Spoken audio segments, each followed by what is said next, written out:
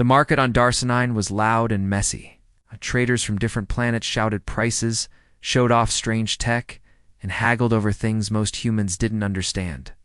Adam walked slowly through the crowd, his coat hiding the few credits he had. He wasn't rich. He was just looking for something useful to sell back home. He had no interest in the slave section. He hated that part of space. Humans had banned it on Earth a long time ago, but out here, far from rules and borders, old habits lived. Cages, collars, and names replaced with numbers. It made his stomach turn. But as he passed one metal platform, something stopped him. A tall alien woman stood there, chained by the wrists and ankles. She was different from the others, not crying, not angry. Her eyes followed every person calmly, as if waiting. Her skin had a soft blue tone, not shiny, not glowing, just natural. Strong arms, thick hair pulled back, and eyes that showed both pain and power. Unit 714B, the seller called, half Fornac, half Trell, combat trained, obedient, still able to bond, strong build, high fertility. It's excellent for breeding or protection.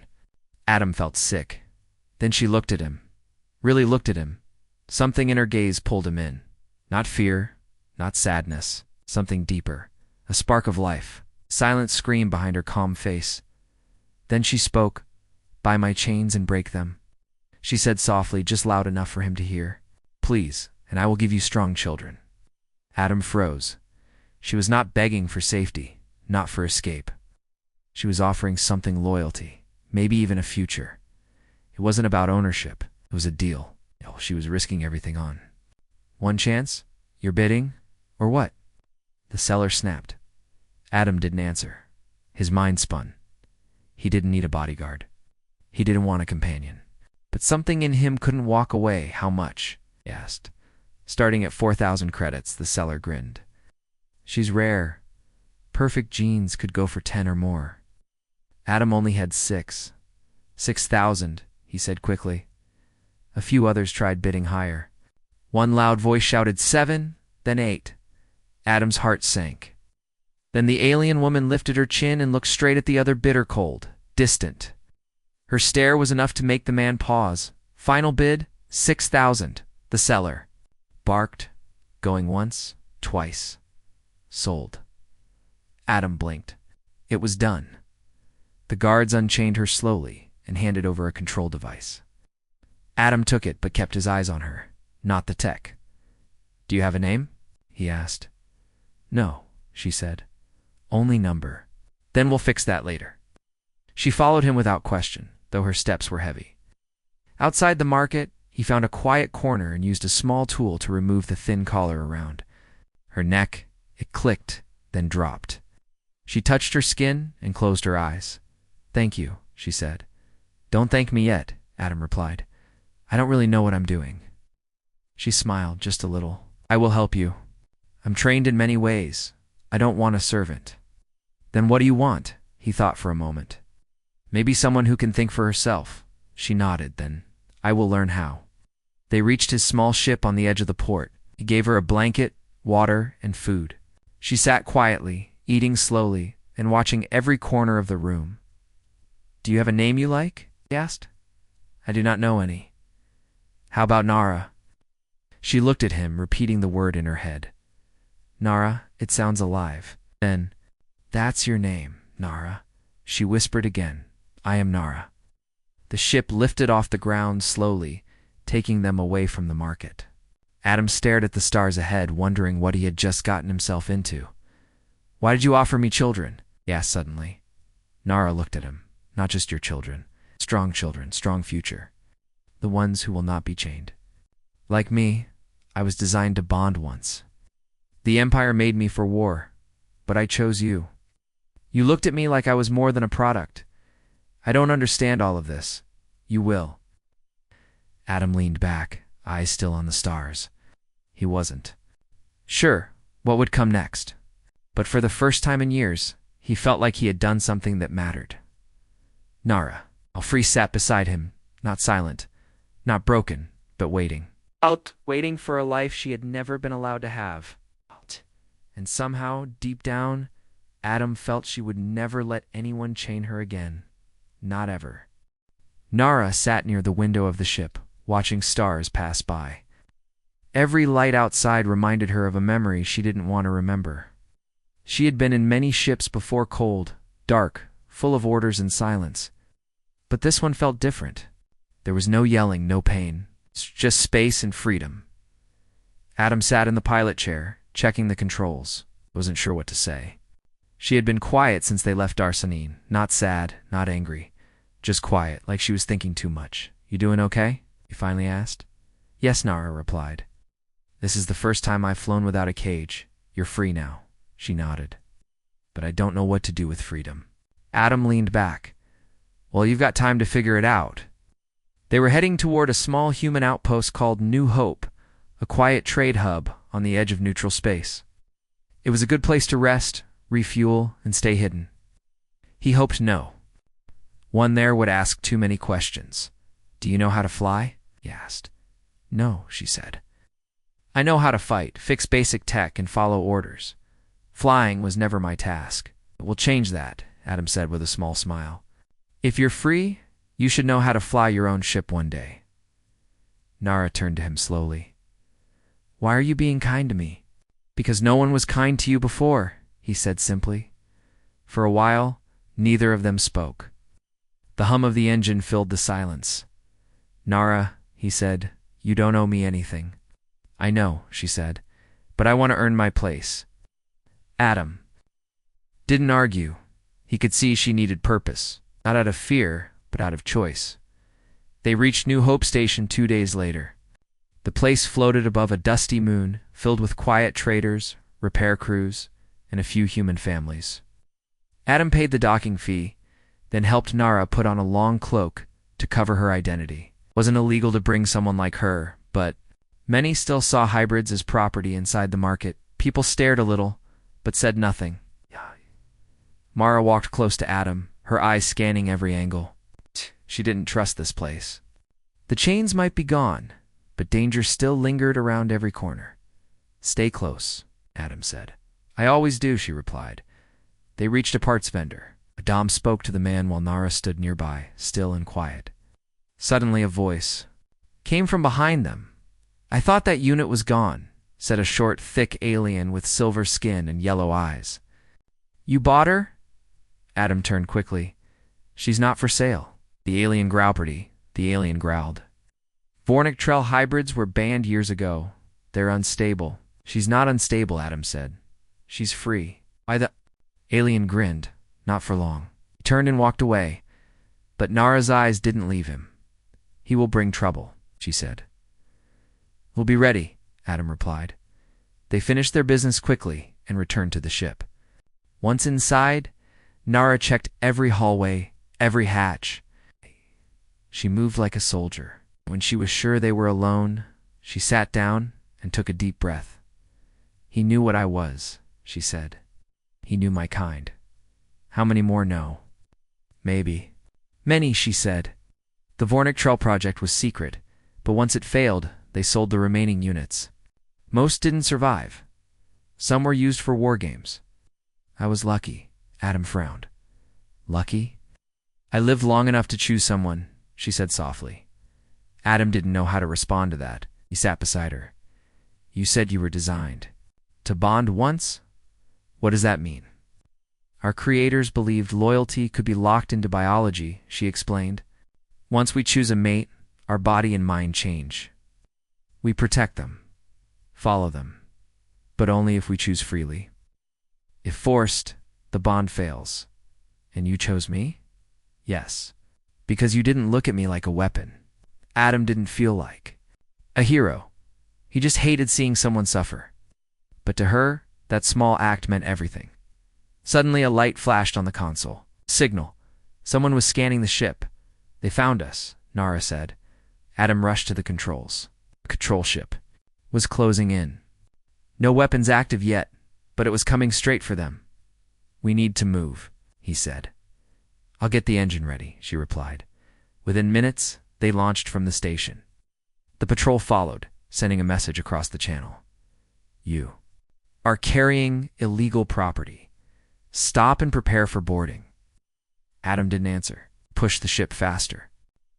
Nara worked at the engine room, fine-tuning the power flow. They're faster, she said over the intercom. Then we fight, Adam said. I don't want you hurt, she said. Then help me fly. Nara ran to the cockpit and sat beside him. He showed her the controls quickly. Her hands were steady. She learned fast. The patrol ship fired a warning shot. Adam dodged, barely. We need to disable them, he said. Aim for the stabilizer, Nara said calmly. He fired the patrol. Ship spun off course, systems flickering. They vanished into warp space just in time. After a long silence, Nara looked at Adam. You're good at running? You're good at protecting? He said back. They both smiled just a little. Far away from the station, the stars were quiet. Again, Nara leaned back, eyes soft. Thank you for trusting me, she said. You earned it. He replied, and for the first time, they both felt like a real team one that would face the galaxy together. The ship drifted through open space, far from any known route. Adam kept the engines running low to avoid being tracked. It was quiet, too quiet. But for now, they were safe. Nara stood near the engine room, watching the energy core pulse softly. She had taken apart the whole unit earlier and cleaned every piece. She liked working with her hands. It helped her think. Adam stepped in, holding 2 cups of warm liquid. He handed one to her. You like tea? He asked. She sniffed it, then took a small sip. It's simple. I like that. He sat on a crate across from her. You've been quiet again. I've been thinking about what? About what it means to be free. Adam tilted his head. You don't feel free yet, I do, she said. But I also feel watched, not by you, by others. Adam took a sip. You think they're still tracking us?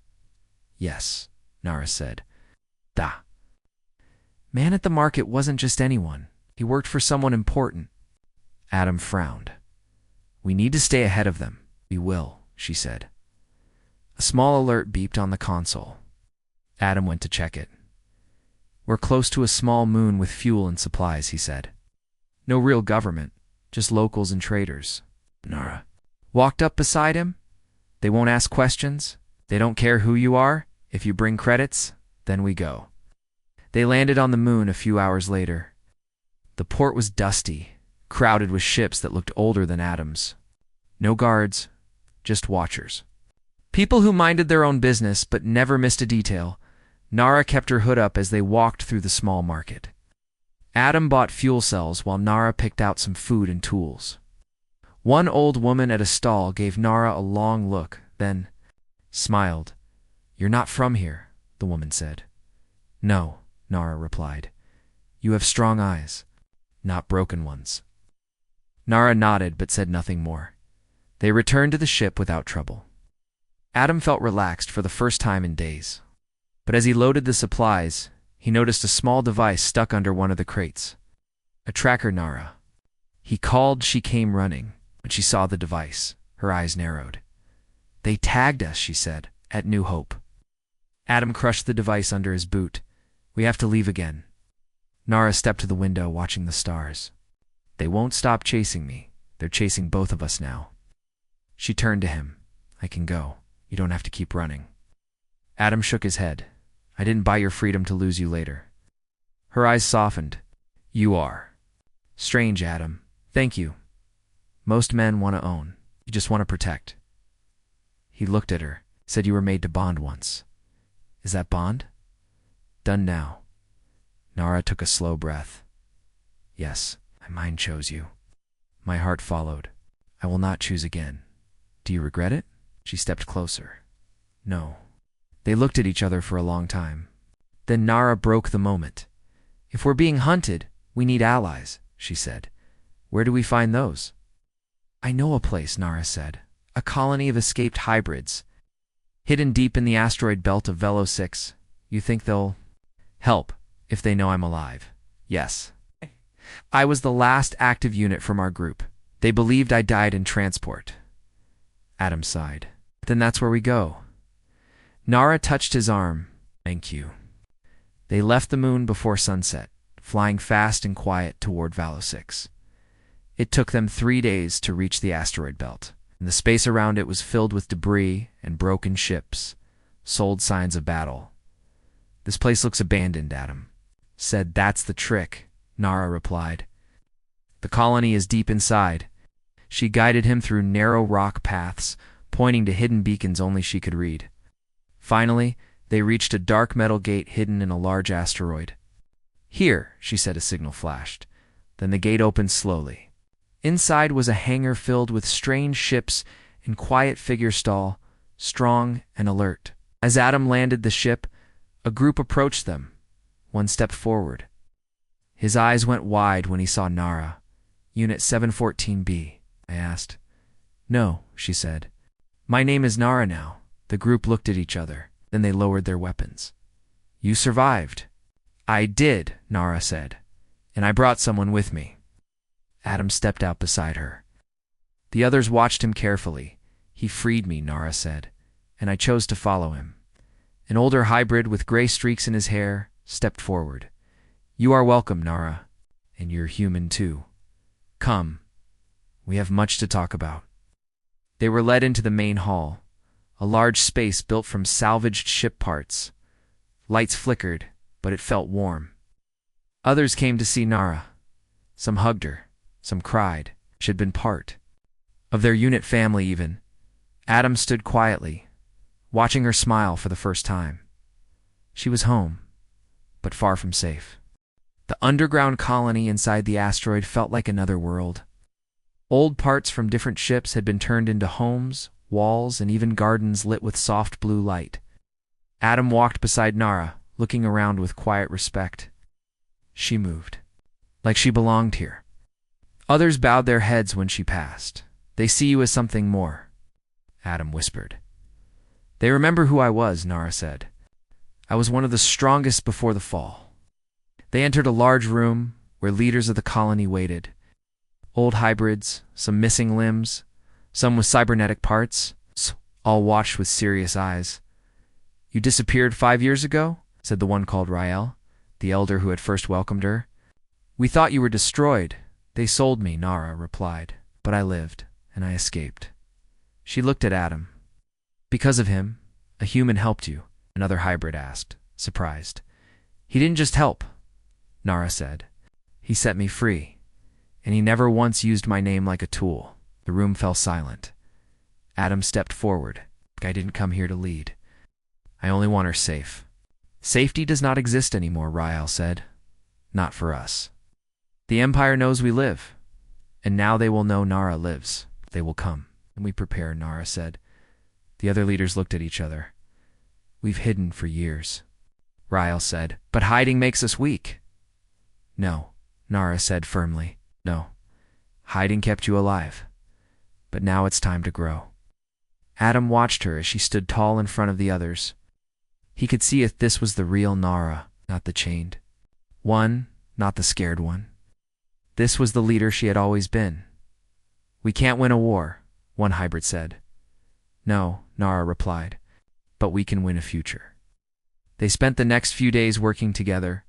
Nara trained with the younger hybrids. Adam taught a small group how to pilot using human systems. The colony came alive with movement, plans, and hope.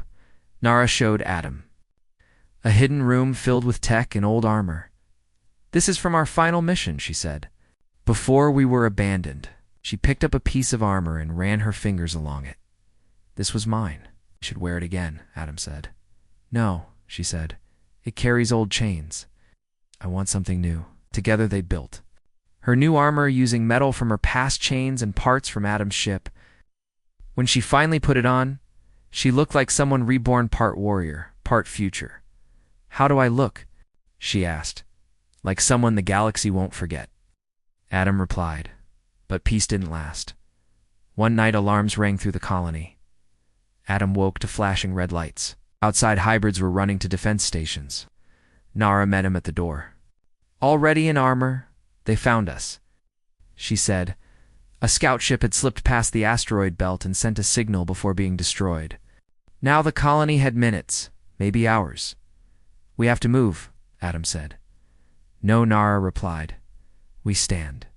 This is our home. The leaders gathered in the war room. We have ships, but not enough, Ryle said. We need time to escape. Nara looked at Adam. You can fly better than most of us. Will you help hold the line?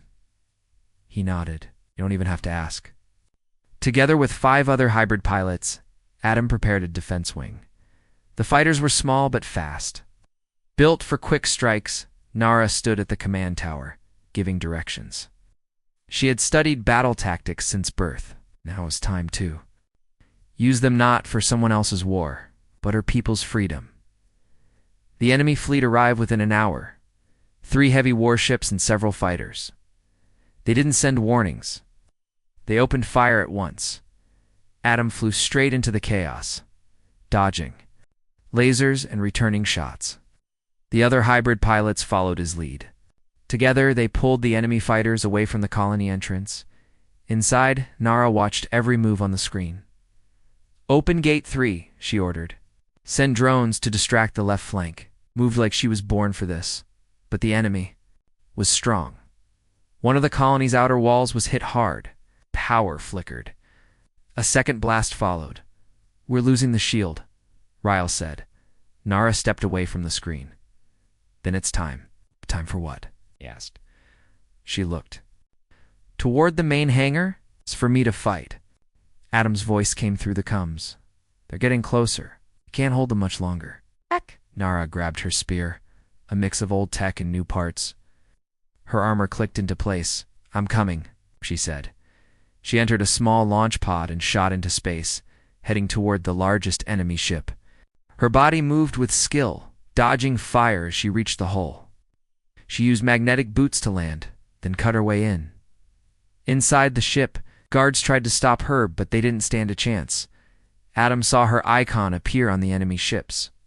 Radar. She's inside, he said, amazed. Nara reached the core of the ship, planted an overload device, and rushed out.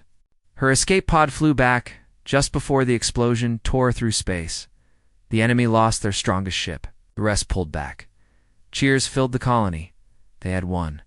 Not because they were stronger, but because one woman chose to stop running. Nara returned, armor burned and shoulders tired, but her eyes glowed with pride.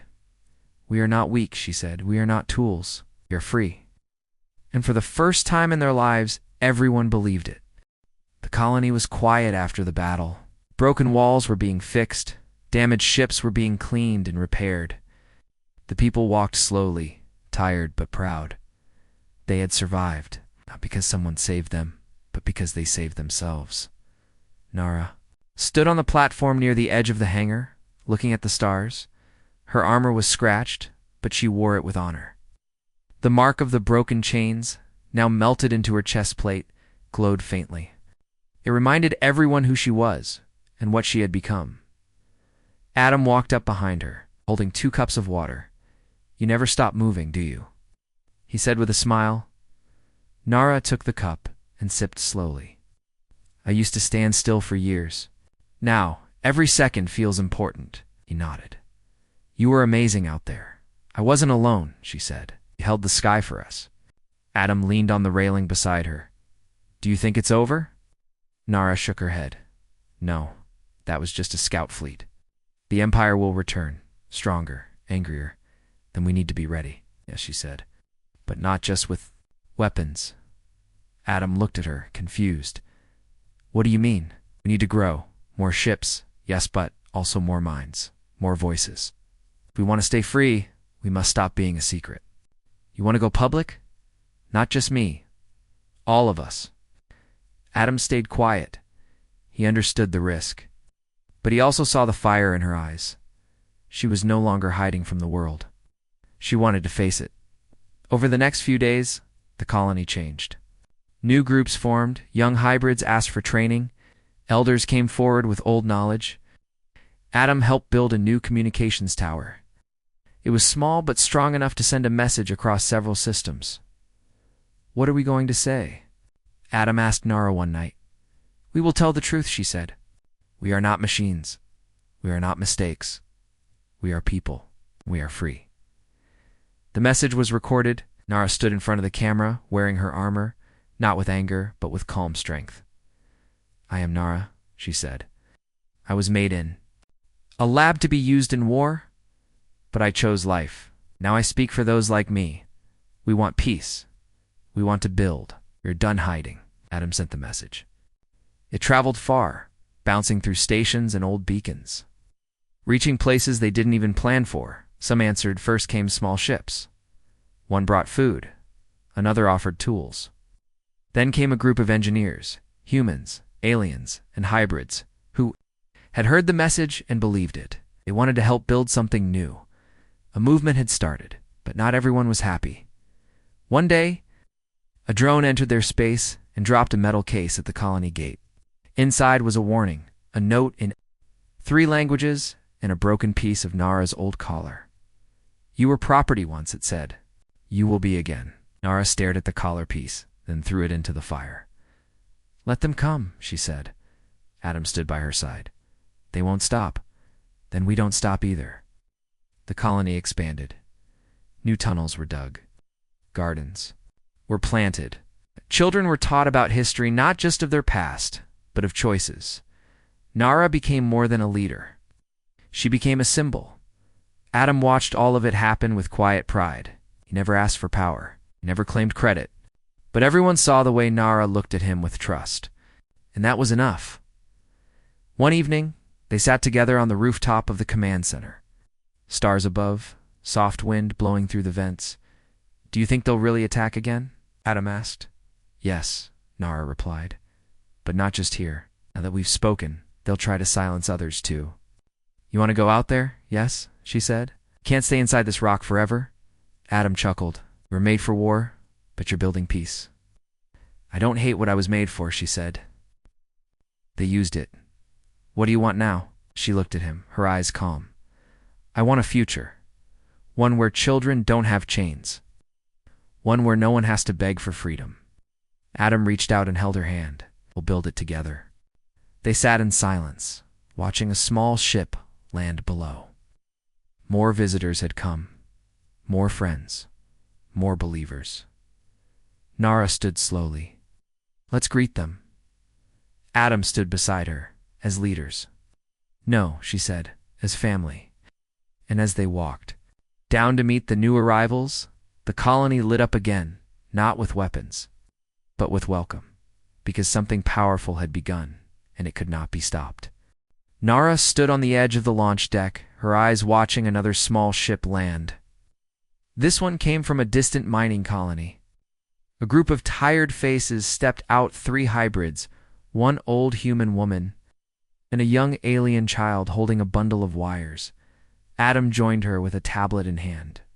"That's the 5th ship this week. They keep coming," Nara said, "not because of me, but because they believe in something better." Adam smiled. "They believe because of you, Nara. They see you, and they hope." She didn't respond. Right away, her eyes stayed on the child, who looked around with wide eyes, then laughed as another hybrid gave her fruit from a garden basket. "This is the world I wanted," Nara whispered. "And it's growing," Adam added. "But it's also getting attention." Nara turned toward him. "Bad attention?" He nodded. Interceptors picked up a coded message. "It's from a large Imperial fleet heading our way." Nara didn't flinch. "How long?" "A week. Maybe." Lest they both stood in silence for a moment. "We need to finish the shield grid," she said, "and evacuate those who can't fight." Adam handed her the tablet. "Already working on it." The colony moved quickly. Engineers reinforced the outer walls. Pilots trained every day. Weapons were upgraded using new parts brought by allies. The whole asteroid felt like it was breathing, preparing, watching the stars with quiet fear. But this time, there was no panic, because they had each other. Nara met with Rael and the other leaders. They formed a plan not just to defend, but to survive even if the colony fell.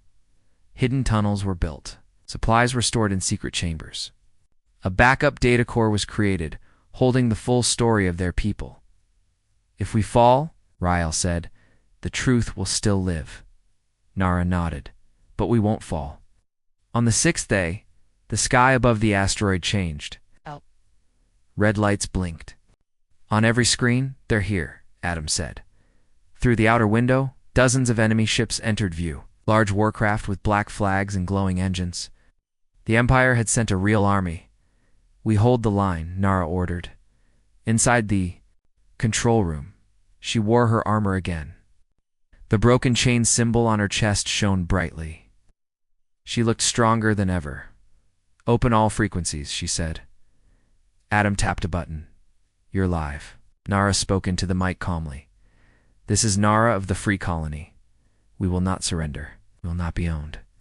If you fire, you start a war, not just with us, but with every free soul watching." The enemy gave no answer. Instead, they fired. A shockwave shook the colony. Outer shields held, but barely. Nara grabbed her spear. "Launch the intercept team." Adam, already suited up, nodded and headed to his fighter. The colony's pilots took off in formation. Small but fast, they weaved between larger ships, targeting engines and weapons. Explosions filled space, but the Empire had brought heavy firepower. Inside the command center, Nara gave orders, watching enemy movements closely. "Section 3, shields down." Someone shouted. "Redirect power," she replied. "Line." On the battlefield, Adam's voice crackled through the comms. "They're pushing toward the gate." "Fall back and circle left," Nara said. "They're trying to trap you." He followed the order, and just in time. A massive beam passed through the area where his ship had been moments before. "Thanks," he said. "You still watching?" "Over me?" "Always," she replied. More explosions followed. One hybrid pilot was hit and ejected. Escape pods were launched. Others pulled back, injured but alive. The fight was long. Hours passed. Both sides lost ships. The asteroid shook again and again. Inside the colony, dust fell from the ceiling. People helped one another. Even children carried supplies to safe rooms. Nara moved through every hallway, encouraging them. "We're still here," she said to one injured fighter, "because you held your post." She reached the garden tunnel and found the young alien girl from before. She was helping stack water containers. "You're brave," Nara told her. "I want to be like you," the girl whispered. Nara knelt and smiled, then, "Keep helping. This place needs hearts, not just fighters." At last, Adam's voice came through again. "Their main ship is pulling back. We damaged their core." Cheers spread through the speakers. But then came a warning. "Wait," Adam said. "They're charging something. A final blast." Nara looked at the screen. The largest ship's weapons glowed bright red. It's aimed straight for the colony. "We won't survive a direct hit," someone said. Nara didn't think. She ran to the hangar, where an old cargo vessel had been fitted with a prototype shield booster. Adam's voice shouted, "Nara, what are you doing?" She answered calmly, "I'm giving us one last chance." She flew the cargo ship between the colony and the enemy. The booster activated. A golden shield flared up. Just as the enemy fired, the blast hit. The shockwave burned the air around her. Systems fried. Lights exploded. Her ship cracked, but the colony lived. Inside, everyone held their breath. When the dust cleared, the enemy ships began to retreat. One by one. They jumped to warp. They had failed. The colony had survived. Adam landed as fast as he could and rushed to the wreckage. Fire teams worked quickly. From inside the smoking ship, Nara crawled out live, but bruised. Adam caught her. "Are you crazy?" he shouted. She laughed weakly. "Maybe just brave. Saved all of us. We saved each other." He helped her walk back into the light of the colony, and behind them, the people cheered not just for winning, but for the hope that would never die.